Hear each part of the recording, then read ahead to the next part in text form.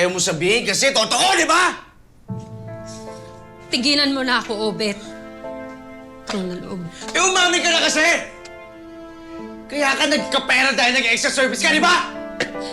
Papababoy ka sa mga lalaking minamasahe mo! Yung ba yung tingin mo sa akin, ha? Baboy! Bakit? Nakakailan ka na, ha? Isa? Dalawa? Lima? 10! 10! Obet, ano ba?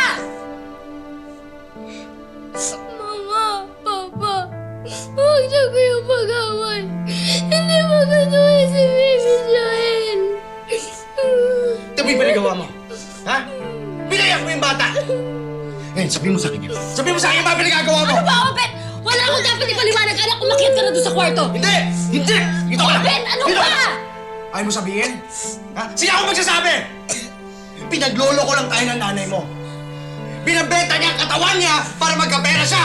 Yun ang ginawa niya! Anak, Kaya na nanay mo! Umakyat ka na! Binabenta niya ang katawan niya! Tumigil ka na! Bakit na ba na? Tumigil ka!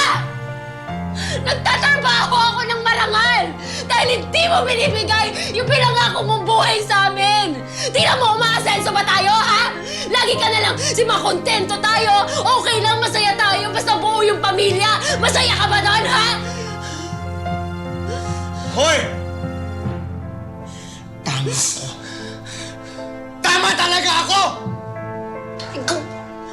Kilalas ko na ng mga kapatid mo eh! Puro na lang kayong pera! Hindi ba galing din kayo sa hirap? Makatikim na kayo ng konting ginhawa sa buhay nyo! Ang taas-taas ng ihi mo!